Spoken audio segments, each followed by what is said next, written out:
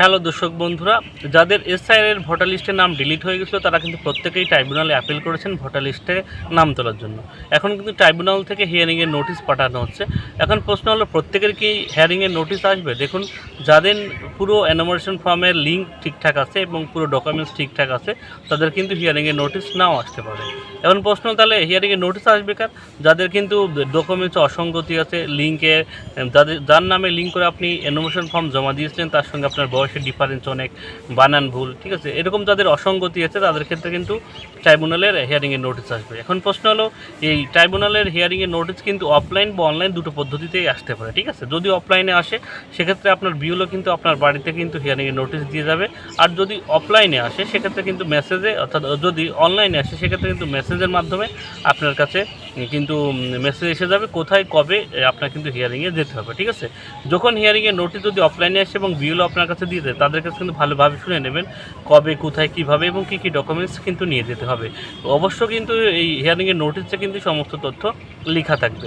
এখন প্রশ্ন হলো, যারা এটা এনুমারেশন ফর্ম জমা দিয়েছিলেন বাবার লিঙ্ক করে, তাদের কী কী ডকুমেন্টস লাগবে? দেখুন, যারা বাবা অথবা মায়ের লিঙ্ক করে এনুমারেশন ফর্ম জমা দিয়েছিলেন তাদের কিন্তু সেই বাবা অথবা মায়ের 2002 সালের ভোটার লিস্ট লাগবে এবং বাবা মায়ের তো পুরো ডকুমেন্টস লাগবে, সেই সঙ্গে আপনার পুরো ডকুমেন্টস, অর্থাৎ আপনার আধার কার্ড, ভোটার কার্ড এবং আপনার শিক্ষাগত যোগ্যতা বা পুরনো যদি কোনো ডকুমেন্টস থাকে, এলআইসি ডকুমেন্টস বা 71 সালের আগের দলিল, ঠিক আছে, এই সমস্ত ডকুমেন্টস আপনি রেডি রাখবেন। সেই সঙ্গে আপনার কিন্তু যে ভোটার লিস্টে আপনার নাম আন্ডার রেজিস্ট্রেশন আছে সেই ভোটার লিস্টে আপনি নেবেন এবং হিয়ারিংয়ের নোটিশ নেবেন এবং ট্রাইব্যুনালের নোটিশ কিন্তু অবশ্যই আপনার সঙ্গে নিতে হবে, ঠিক আছে।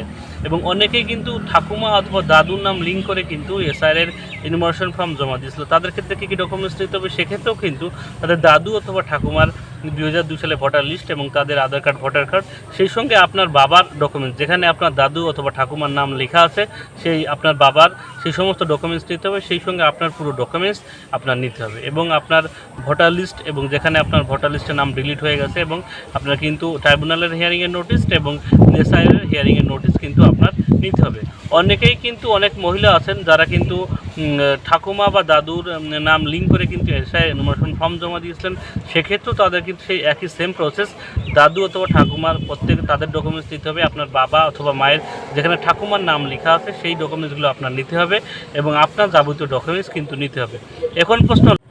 এখন প্রশ্ন হলো, যাদের নাম 2002 সালের কেউ লিঙ্ক করে জমা দিতে পারেনি, অর্থাৎ তাদের বাবা মায়ের নামও নেই, ঠাকুমা বা ঠাকুরদার নাম নেই, তারা কী করবেন? সেক্ষেত্রে তারা কিন্তু আপনাদের যে সমস্ত ডকুমেন্টস আছে, আপনার বাবা মায়ের যে সমস্ত ডকুমেন্টস আছে, আপনার যে সমস্ত ডকুমেন্টস আছে, শুধুমাত্র সেই সমস্ত ডকুমেন্টসগুলোই নিয়ে যাবেন। আপনার আধার কার্ড, ভোটার কার্ড, আপনার শিক্ষাগত যোগ্যতা, ঠিক আছে, যেই সমস্ত ডকুমেন্টস আপনার আছে শুধুমাত্র সেগুলো ডকুমেন্টস নিয়ে আপনি ট্রাইব্যুনালের হিয়ারিংয়ে যাবেন।